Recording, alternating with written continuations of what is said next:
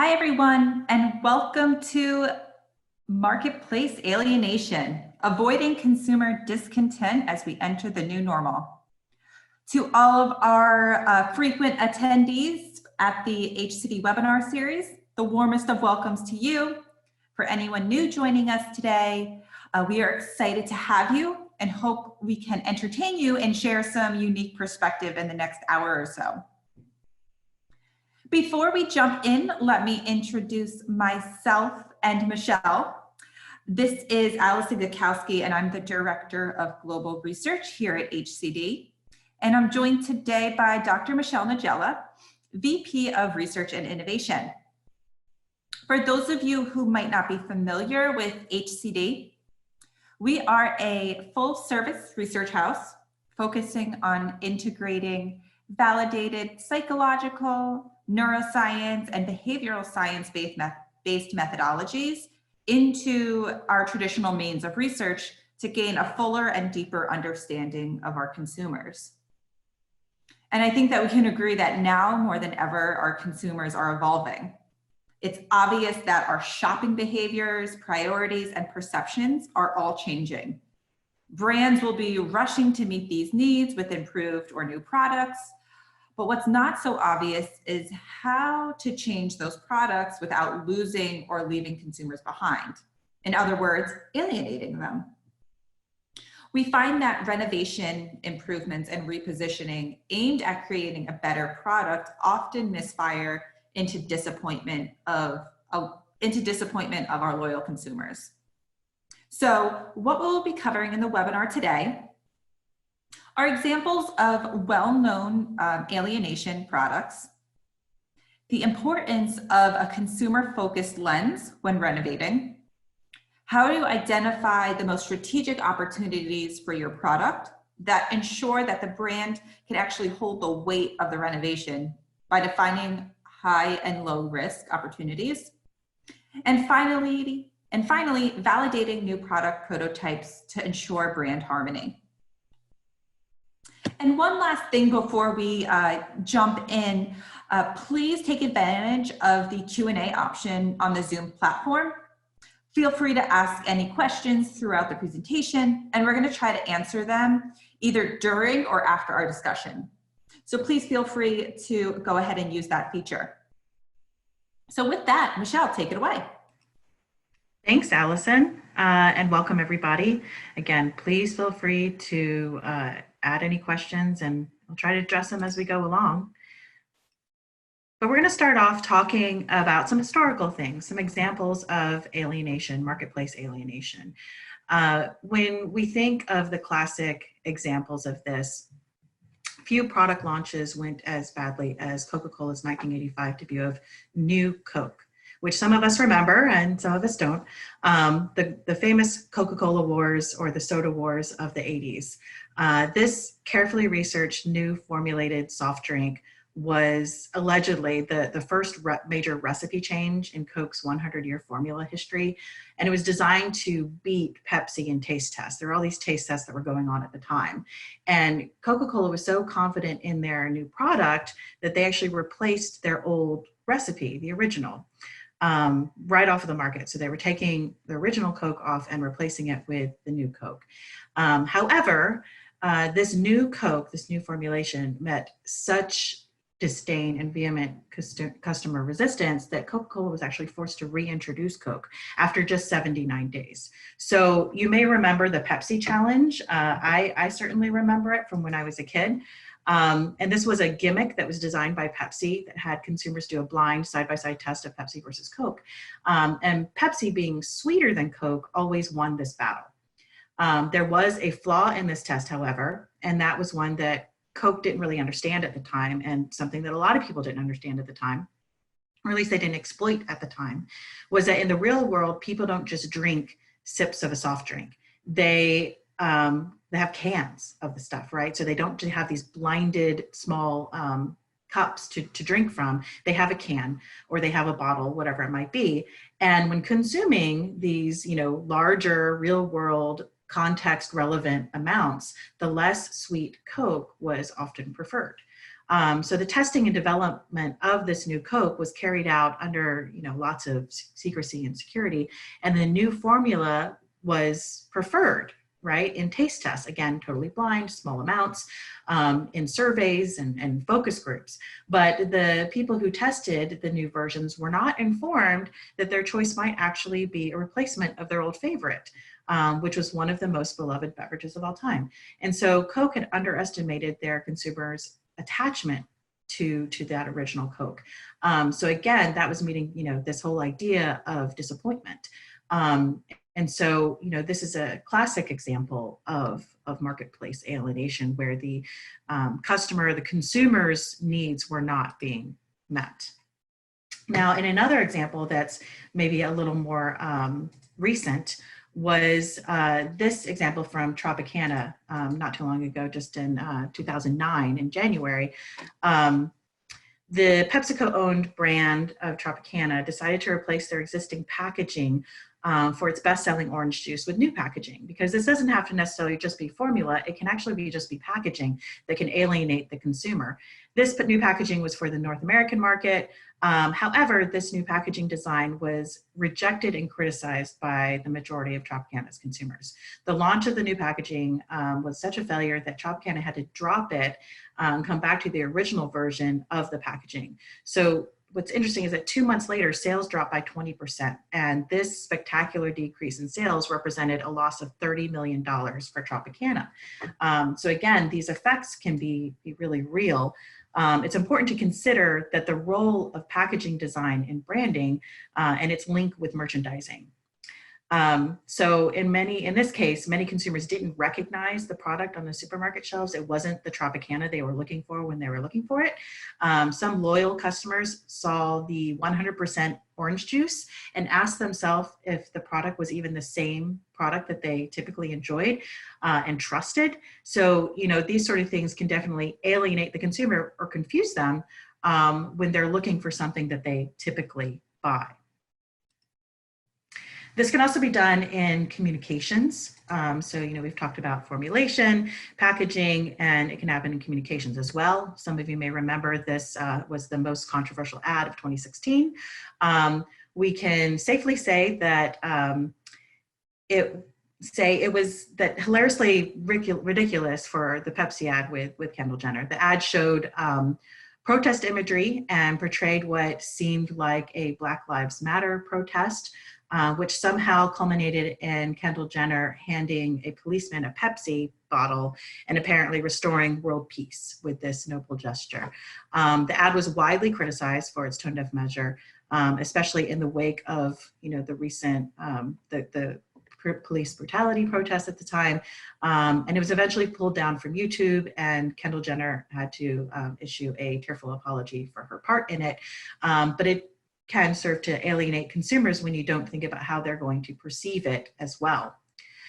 So that's a situation more in the communications realm. Something that's really common that we see are formulation change that are kind of forced to happen, right? So a lot of products these days are kind of being forced to decrease the amount of sugar content in their product. And when it's something that you rely on to be sweet and they reduce the amount of sugar, this is going to change, it's going to affect the person's perception where they're expecting something to be really sweet. It could alienate them in that it's no longer meeting their expectations.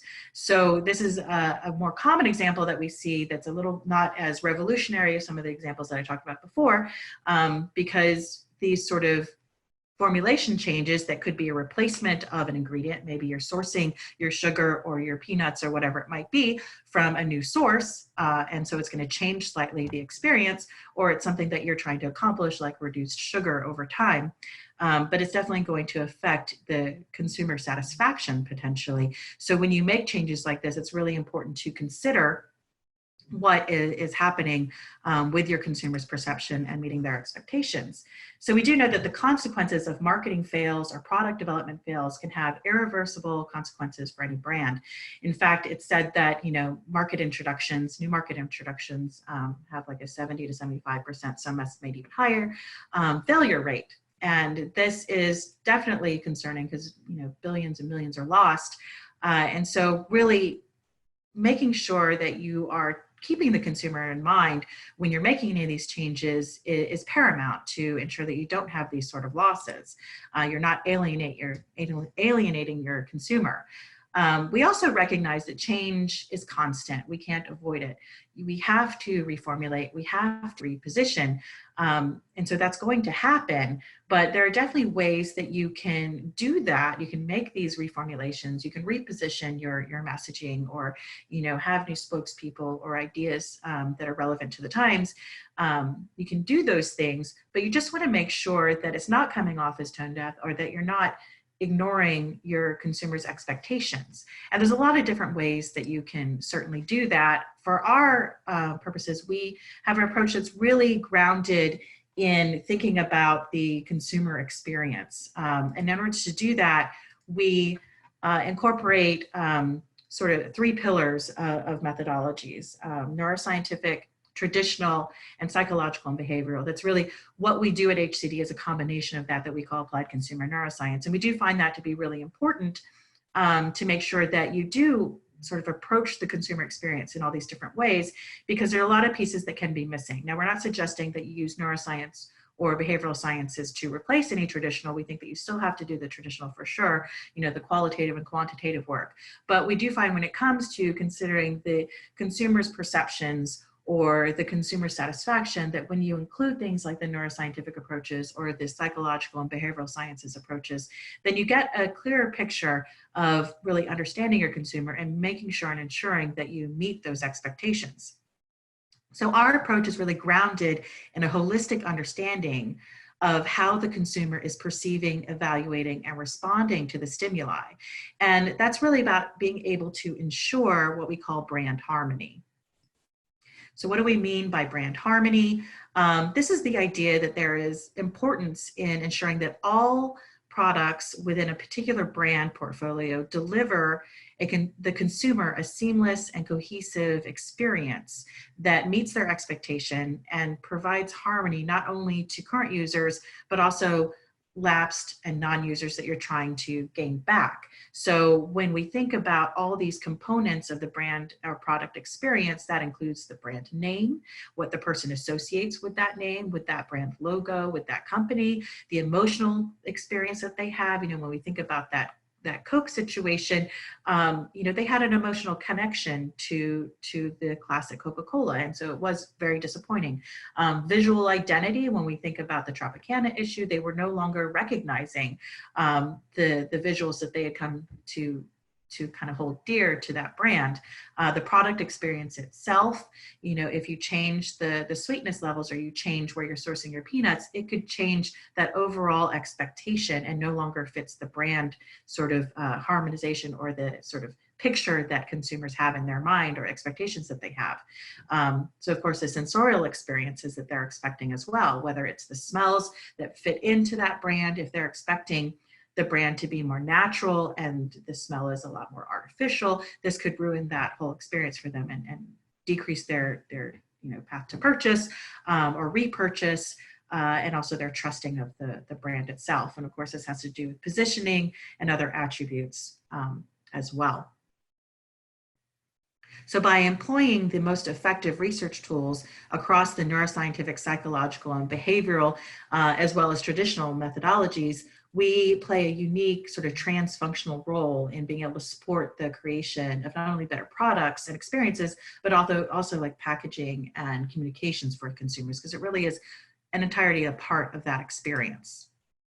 Because when we think about people when they get to the shelf, they not only see the packaging or the brand logo, often they touch the product, they smell the product, they see the color of the product, they feel the weight of it. And all of these things really signal back to the person what their expectations should be and whether or not it meets the expectations that they had when they were approaching it on the shelf. So all of that is part of the brand harmony that really affects how people perceive the products. So when we think about alienation in our approach, it really is, again, thinking about that sort of holistic experience and how we can think about these when we make these changes. The theoretical framework we use is based on the application of our consumer technical model for developing a product development pipeline of understanding, right? So whatever we're learning can be applied across the board, not just to one particular product, but perhaps in a pipeline. This means we really focus on building an understanding of the consumer's lifestyles and the decision-making that build into, how they are going to accept innovative products or product changes. So having an understanding of the consumer habits, the perceptions they have, all those things build up to giving the consumer a reason to believe in the product. So the methods we use are flexible and customizable depending on the need, but it is this ultimate goal of really targeting who the consumer is and what their expectations are and how they're going to experience the product. It's very consumer focused is our goal. So when we think about our consumer technical model approach, again, it really is about thinking how many of our daily activities really play into how we interact with products and why we purchase the products. And so thinking about consumer habits and understanding their needs, perceptions, and expectations really feeds into that. And so we like to start off by understanding these habits and these routines. Habits play a major role in our personal lives and create a loop of behavior within our habit that consists of cue, routine, and reward. And if we can understand this habit loop, these elements, we can then modify maybe parts of these habits or part of the loop and have a domino effect to really see how well these things fit into the person's life. So consumer products play a major role in our lives and our lifestyles. So really, we want to ultimately tap into that consumer experience, that consumer-centric experience, to make sure it suits their habits, their needs, their cues, routines, and rewards. So once we understand really what our consumer is going through, then we can do different sort of techniques that Allison will be talking about next to dive deeper into those perceptions and how they prioritize these needs. If we can understand these perceptions, prioritize these category needs, then we can ultimately build a reason for the consumer to believe in this product. So validating that consumer experience, making sure that the end product is fitting those needs, fitting that lifestyle, fitting those habitual loops, then you are more likely to have a successful product. And we've definitely seen this time and time again in the research that we've done, where we've been able to help our clients start with that basic consumer understanding and making sure that every step of the way along the product testing cycle or the communications testing cycle that we are meeting those consumer needs. So you're not going to be disappointing them in the end and have that market failure. So with that sort of basis of where we're coming from on the HCD approach to preventing marketplace alienation, I'm going to hand it over to Allison, who's going to talk about walk through a little more detail on this, as well as go over a case study. So Allison, would you like to jump in? Yeah, thanks, Michelle.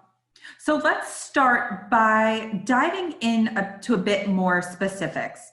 As you were just talking about, it's always great, and we always recommend, when possible, starting at that ground level in understanding habits. So through, whether it be qualitative exploration, social media listening, or mining of past research you've already done, we seek to detail those consumer habits with our product, our brand, and the product category. So by doing this, we uncover those consumer habit loops, their needs, their perceptions, and their expectations. More importantly, though, we develop lexicon that consumer is actually using to describe their habits and expectations for that category. And then this lexicon becomes the building blocks for the rest of the research program. The example we're going to be reviewing today is an on-the-go coffee drink that was reformulating in order to reduce sugar, something very, very common that we see.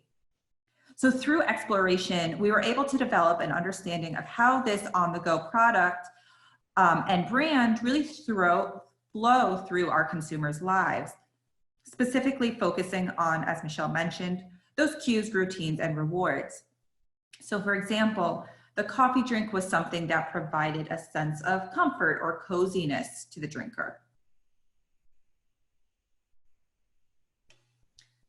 So now that we've developed our consumer language around habits and needs and expectations, we want to prioritize those for drivers of purchase. And to do this, we use a traditional MACSDIF approach. For those who may not be familiar or need a refresher, MACSDIF is a forced choice exercise that makes respondents choose between the most and least important drivers amongst a limited number of factors presented at a time. So for example, in our story, when considering purchasing an on-the-go coffee, is it that the drink is comforting, indulgent, or healthy most important? And what's least important? Respondents will evaluate all of that lexicon that we had developed in that qualitative exploration phase that was then moved forward into this prioritization stage. And what comes out of this is the prioritization of needs or the expectations for that product category. And it's important to do this for not only looking at our brand loyalists, but also any new target population that we might be looking to onboard with us.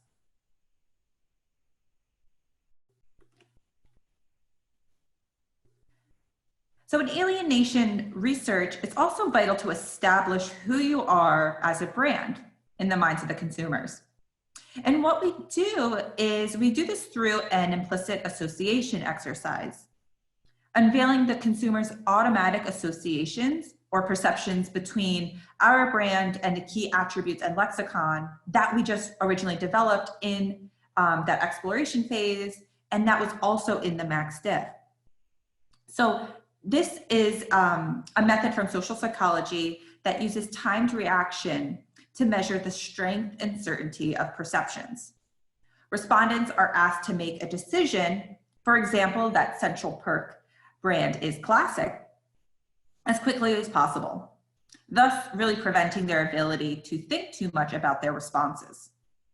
When we're exposed to a stimulus, in this case, the Central Perk logo, it activates our semantic network and triggers what is known about that stimulus. In other words, that Central Perk logo has primed the activation of related concepts stored in the brain.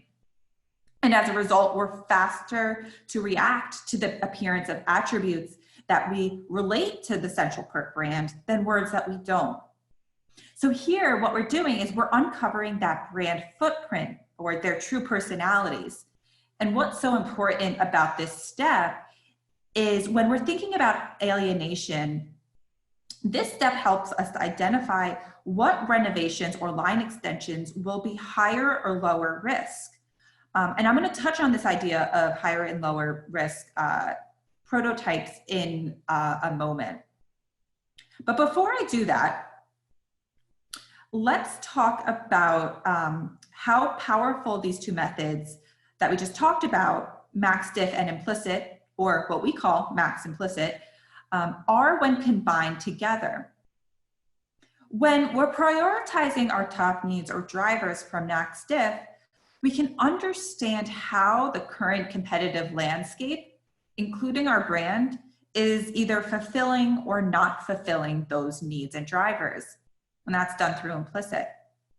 And again, it's important not only to look at our loyal consumer base we're aiming not to alienate, but also see if there's any unmet needs from a new target audience or even within our loyal consumers. So continuing our example, the Central Perk brand is fulfilling those top two drivers of purchase in this category, comforting and indulgent. However, neither Central Perk nor their competitor Coco Cafe brand are highly associated with the third most important attribute, the third most important driver for purchase of healthy. So this is a need gap.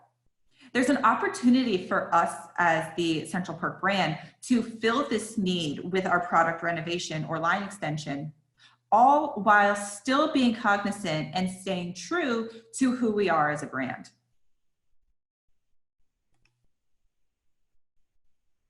And once we've established the consumer perception of our brand and potential unmet needs, it's time to test our product prototypes to determine which of these are going to be most harmonious, a harmonious fit, or the lowest risk that do not alienate any of our loyal consumer base.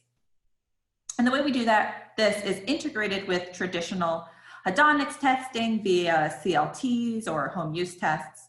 We recommend implementing an implicit association test to uncover the perceptions of the prototype experience. So this cross-modal association test takes a very similar form to the implicit test that we completed with that central Perk logo. However, the difference is that we are uncovering the perceptions of the product experience itself as opposed to the logo and the brand in the earlier example. So while this can be done for any sensory modality, in this case, I'm referring to the taste of the coffee drink itself. And results of this exercise are going to determine how each of these prototypes are associated with our different key attributes and brand identity elements like classic. So now before jumping into the results, let's go back and define what we're looking for to avoid alienation. It's that idea of high and low risk products that I've been alluding to. So low risk products or prototypes have some harmony with the brand or the concept, meaning that there's an overlap in perceptions or high associations. Furthermore, they also would have a high level of certainty in response, which is determined through implicit, although I'm not going to dive into this element in our webinar today. But these are the products that are likely going to be suggested to move forward with clear recommendations for communication that can aid in the consumer acceptance in the later validation stages and ultimately in the market. High-risk products or high-risk prototypes, on the other hand, have little or no harmony with the brand and lower levels of certainty. And really, depending on results, it's unlikely that these prototypes would move forward into later stages of testing, or there would have to be some big suggestions for improvements to help aid in that harmony. So making sure that product is actually going to be meeting the expectation of the brand. Okay, so now let's bring all of our knowledge together. What do we already know about the Central Perk example? We know that consumers see the Central Perk coffee as classic and comforting and indulgent.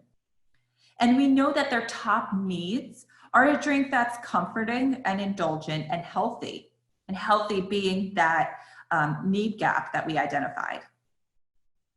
So we were testing 3 prototypes blinded. And it's important to note that all 3 of these prototypes were very well liked and not differentiated on key hedonic measures. And what we found was that prototype C is indulgent and fun, while prototype A is healthy and comforting.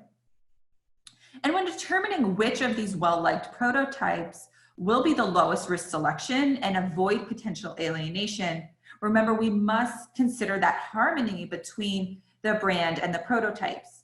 Again, referring to that consumer expectation being met by the product experience.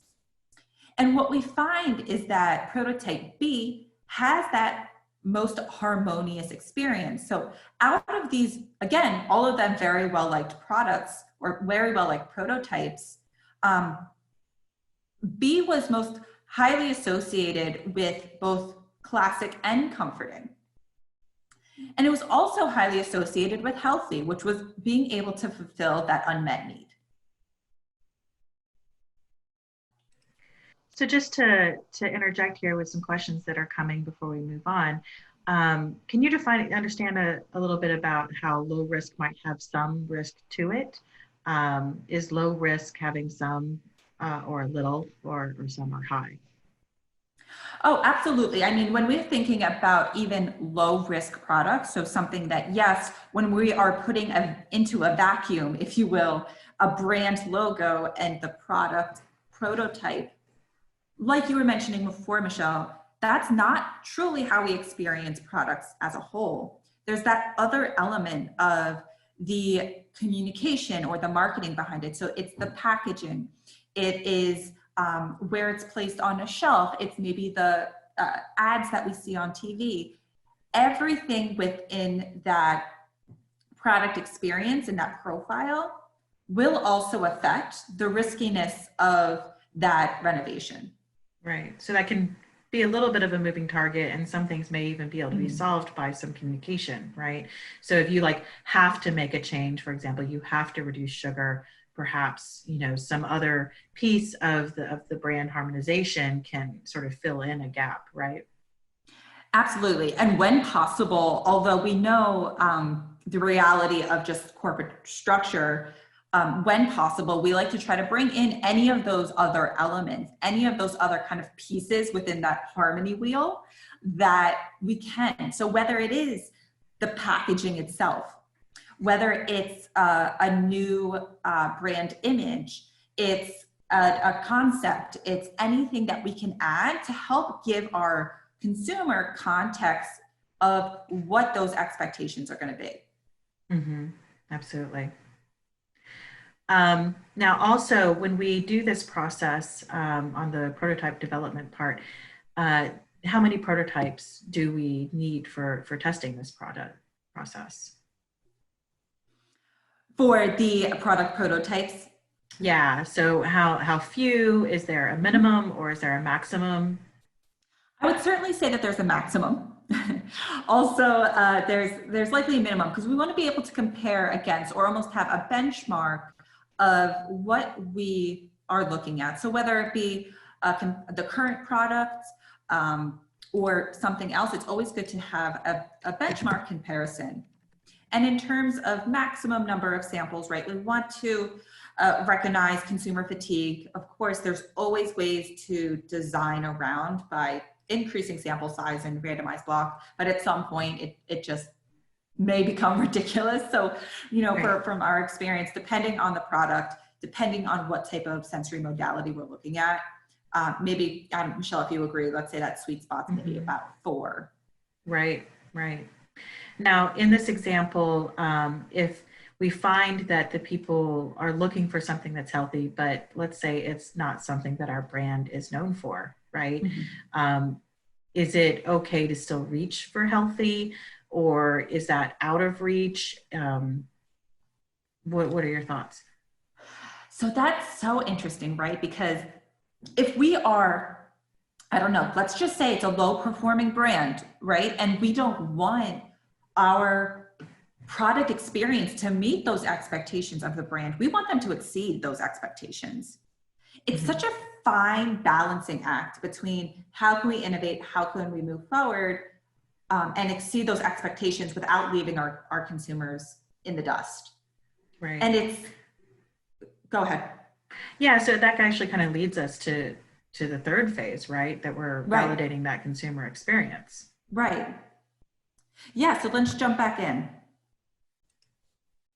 So when it comes to the validation, it can come in so many different shapes and sizes to ensure this smooth transition or launch, if you will. So for example, maybe we're using psychophysiological measures to understand fit to a concept and fit to brand, and ensuring that maybe that emotional experience of the product is really consistent with those expectations. Or perhaps it's confirming that the newly developed package or brand identity is communicating and setting forth those appropriate expectations so that the product experience is actually fulfilling those expectations from our new branding or our new packaging, whatever it might be. But ultimately, when we're making any type of change to a product line, it's a balancing act, right? Between innovation and meeting expectations. And we have to constantly be on our toes and keeping up with our changing consumer needs and lifestyles while being strategic and mindful of how this is done, right? We don't want to leave any of our loyalists in the dust, but we want to grow as a brand. We want to make better products. And it's just really that fine line that we walk. And, you know, Michelle, as you mentioned, a lot of, whether it be new product lines or renovations, they fail. And what can we do? What kind of insights can we gather to lower our risk as much as possible. So really be cognizant as we move forward in our renovations, in our project development, to make sure that we are actually having and delivering a harmonious type of experience.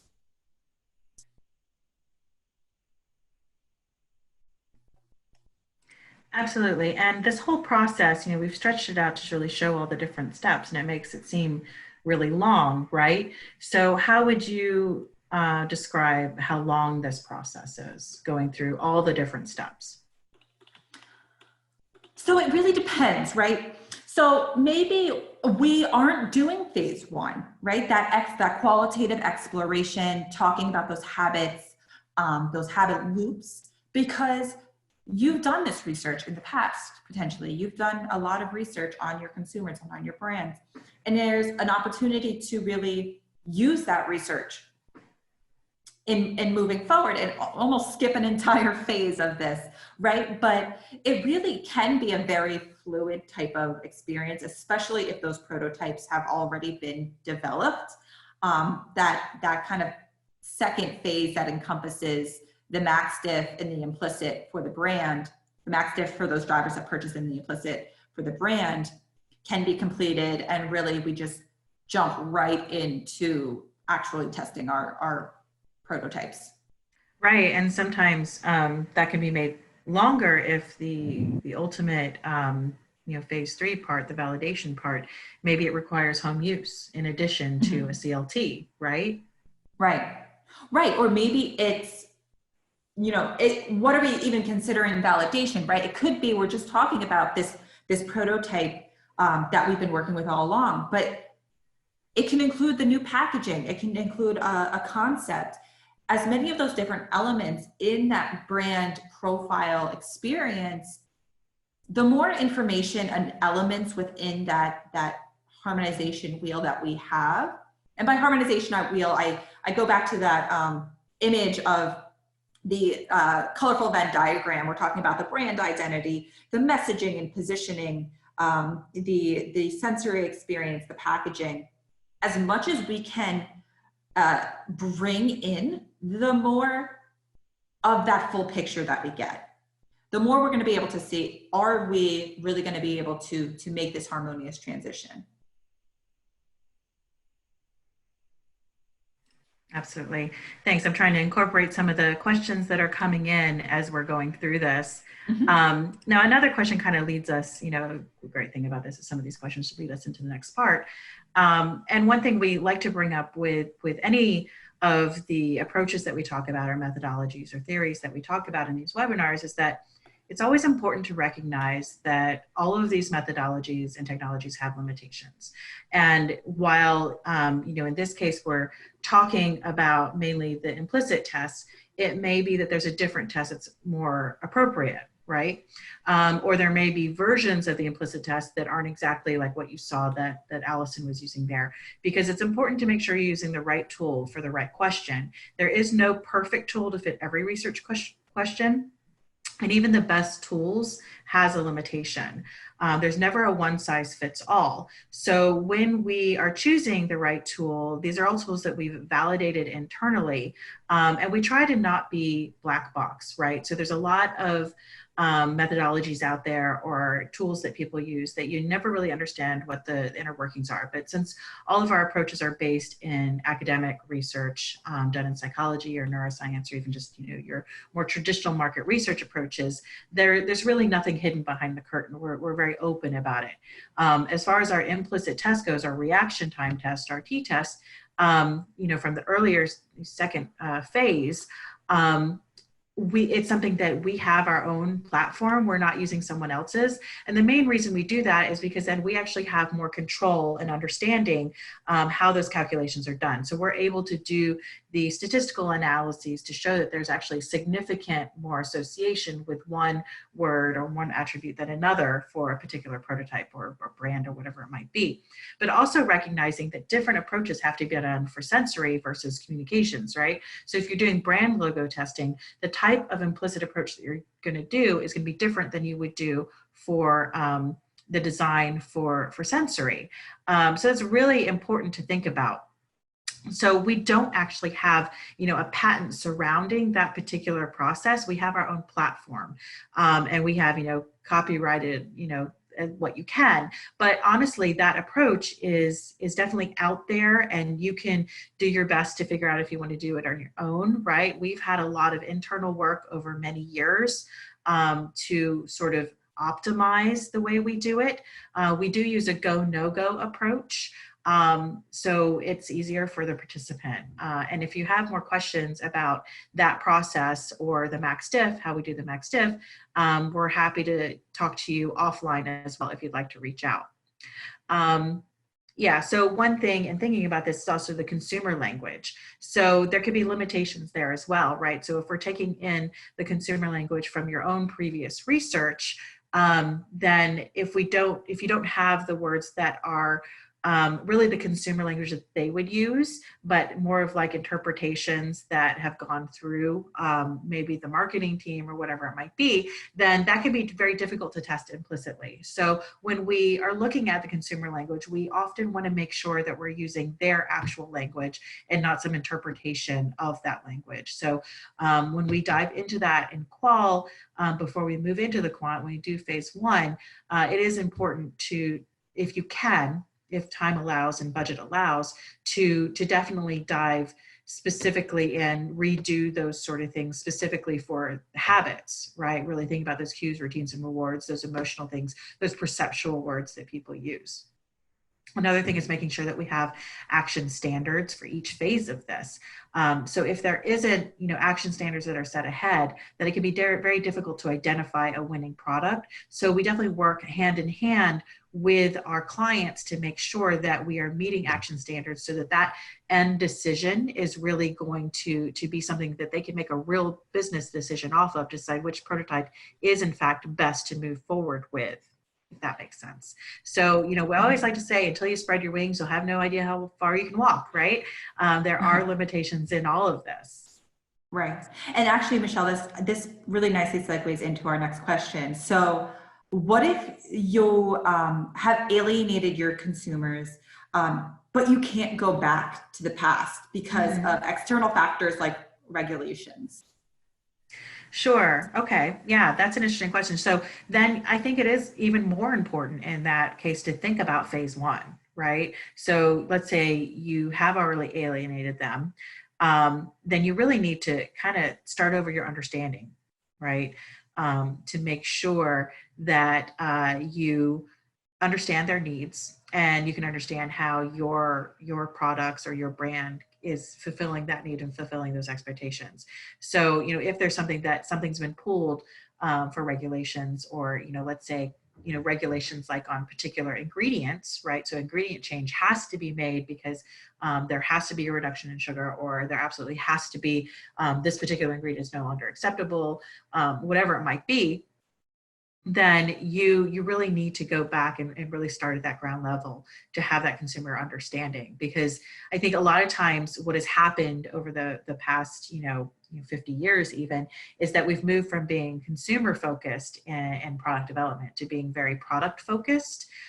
So if we don't ultimately understand our consumer, then and instead focus on the new technologies or the new ingredients that we can have in a product, then we're really missing out on satisfying our consumer. So again, I really think that building that understanding can deal with those major changes of, if you've already had alienation, you're going to have it, or if there's external factors like you absolutely have to reduce this particular ingredient. Be consumer focused, and that'll help you win. Yeah, and actually this leads into a question that I want to ask. We talked, and I alluded to this idea of certainty when we're doing the implicit exercise. So how can we use this element of certainty, and what is that? And how can we use it in alienation and determining kind of this high and low risk? Sorry, can you repeat that question? I'm sorry. Sorry, no problem. So what I alluded to this idea of certainty, the certainty measure within implicit. So yeah, when we're thinking about maybe we've already alienated consumers, or there's maybe not super clear distinction of which way to go, what's going to be the lowest risk, how can we use that certainty measure, and what is the certainty measure? Yeah. So the certainty measure is really looking at the critical mass of people that you have responded. This is the advantage of our implicit approach, our reaction time approach. Doing the go, no go approach gives us two bits of information. One is the strength of the association, and the other is sort of the critical mass of people that agree. So when we understand agreement and we understand the strength of the association, people have the strength of that perception, then we get an idea of certainty. So if you have a lot more people agree, but with little association, then that means it's actually fairly low risk. You just have to increase the perception, right? Because you're bringing in this new product or this new look or whatever it might be to the packaging. You still have people agree that it is, harmonious, or it is whatever you're trying to have it be. The other situation is where you have, some agreement that it is in fact healthy, but so there's a strong association there, but few people actually agree. So that could be a bigger problem for you, right? And maybe understanding who those people are will help you decide how to roll out that introduction. So, let's say you did do sugar reduction and you had, that it needed to be healthy, and a lot of people agreed that, there was a strong association for your new product being healthy, but few people actually agreed. Then that should be a red flag of something that you should pay attention to when making that final decision of maybe how to communicate it, or maybe there's certain changes that have to be done in order to meet the consumer expectations so it doesn't fail in the market. Mm-hmm. So another question is, some companies nowadays, they've stopped doing any of these analysis. They develop new products and they launch them. They believe that the strong will survive. Right. What's your opinion on that? Well, I think that's great if you have the money to waste, right? Right. Yeah. So that definitely is an approach that happens. And, with the way the process goes, a lot of times they launch and then they look over time, right? To see how much money to put behind the communications of that launch. And unfortunately, it's a sort of a catch-22, right? Because if they launch it and it has, it doesn't, do well right away, then they pull the marketing for it and then it fails even further. And then it's an absolute failure, right? And so I think that we need to really do that upfront research to ensure that we're not wasting all of that money on putting the new product out there and having it fail, because that is a lot of money lost, right? And then you could further lose your consumer by whatever change you make. I mean, if we looked at like the Tropicana example, like they lost a lot of money in that, a lot of time, right? And a lot of trust. And, in that time of having lost that consumer, they might find another product, another brand, right? So instead of risking that and then having to do more work to sort of gain them back, it seems to me that it would be important to do the upfront legwork. Is it easy? Actually, I would say it is easy because people are already doing, the consumer testing. Most of the stuff we're talking about adds very little effort to the overall process. And it's not about replacing it. It's about adding in these little pieces that can help ensure that you do have that good performance. And to follow up on this question, it seems like this whole process that we're talking about, we are saying, quote, this academic approach. It seems rather long, which, what you just touched on, it really isn't extremely long. It's certainly not, an academic type of timeline. So let's get that out of the way.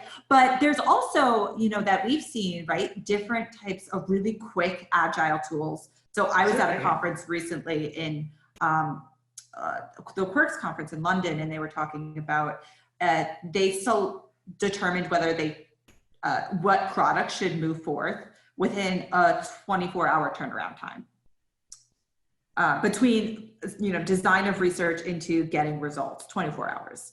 Wow. So where's the balance? What are your thoughts on like extremely agile, extremely fast turnaround methodologies versus maybe the approach that we're taking that isn't necessarily long, but it's certainly not a day or a week turnaround even. And I would start that by saying we're flexible, right? So we don't always have to do all these pieces.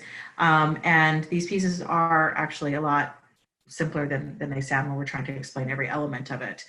So it's definitely not academic in those senses. So I guess when we're thinking about the agile tools and 24-hour turnaround, that can be great for, talking about within companies, right? Because everybody wants faster, cheaper, better, right? When you think about that Venn diagram, everybody wants this mythical character in the middle that is all those things: better, faster, cheaper. Unfortunately, as we've heard in that, old saying, is that you can be two, but you can't be all three, right? So you can be better and faster, but it's not going to be cheap.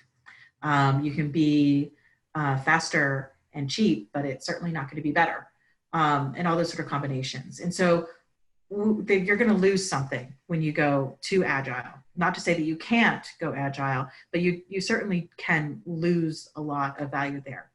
So for example, when we've had clients that really want to utilize a lot of your previous data, you may lose some of the understanding of the cues, routines, and words that are really going to help better understand in those later stages. Can we do it? Yes. Without having done, the qual work ahead of time, but, you're going to lose some of that insight for sure, because there's going to be an idea there that you perhaps are not going to be able to access, and you may miss out on. The implicit and the max diff themselves don't actually take very little time, right? So to run that portion of the study, the turnaround's pretty quick, rather. And then the validation, like Allison was saying, if you already have, the prototypes, a lot of times the mitigating factor is production of prototypes. For our side, it's just about recruiting, and then the turnaround on analytics, which, again, doesn't take very long, really. So, yeah. So can messaging, packaging messaging, like same product, new look, mitigate some of this alienation? So maybe referring back to, right, that Tropicana example. Do you think messaging like that might help mitigate any alienation? And how would we kind of test that? Would we recommend using something like eye tracking to confirm consumers are actually seeing the messaging? We have done it. And the thing I would say that is most important about that question is actually that all the results were shown using eye tracking with that little star in the right hand corner of a package that says new and improved, or new packaging or new look. People don't even see it anymore. It's very much like the banner ads that used to be on web pages of times of yore, right? Like, people learn to ignore it. They don't see it anymore. So I don't find that to be very helpful to have same product, new look. There is something to signaling to people that you are the same product, right? I can understand that, but eye tracking would show that people tend to ignore that sort of information. They've just learned to ignore it. So I think the importance there is that when you're making that change, that you still maintain the elements that people are looking for in your brand. So you can certainly do a new look, and you can certainly have a commercial come out that says, we have a new look. But you still have to really make sure that new look is still, harmonious with the rest of your product, and still recognizable for the elements that consumers are looking for from your brand. Right. So let's do one more question as we're about to get to our time. Your thoughts on machine learning and AI in sensory and consumer? Yeah, I mean, the thing about machine learning and AI, they're a little bit like buzzwords, right? People really like them right now, when in fact people have been using machine learning forever. Not forever, but for a really long time now. When we talk about doing a lot of the modeling work that we've done, where we kind of look at these perceptions and model it with some of the other more traditional data, we use a lot of machine learning in doing that. We think of machine learning as a tool, right? To maybe do modeling, or maybe to mine data. So I do think it's useful, and I think that that's the way things are going, especially as we start to combine larger and larger data sets, because ultimately you do need all those pieces of information, right? So when we're talking about being able to put together some previous research that our clients already have, I think that it really helps to be able to use some of these tools for better understanding all those different pieces of information, whether it's, like machine measurement of bubble size, right? Or adding that into a descriptive panel data, adding that to consumer data, adding it to the perceptual data that we have to have better understanding. A lot of times to put all those pieces together, you do need some advanced analytics methodologies that would come from machine learning and AI to be able to really put that together. So I do think that there is a lot of importance in that for sure. Okay, great. Well, thank you everyone for your questions. We really appreciate you joining and sticking with us to the end. So thank you so much, and be on the lookout for this recording that we'll share with you. If you have any questions, don't hesitate to follow up with me and Michelle, and anyone who asked some questions on the webinar, we're also going to follow up with you to make sure that we answered everything, and if we want to chat a little bit further. So thank you everyone, and I hope you have a really wonderful weekend. Thank you.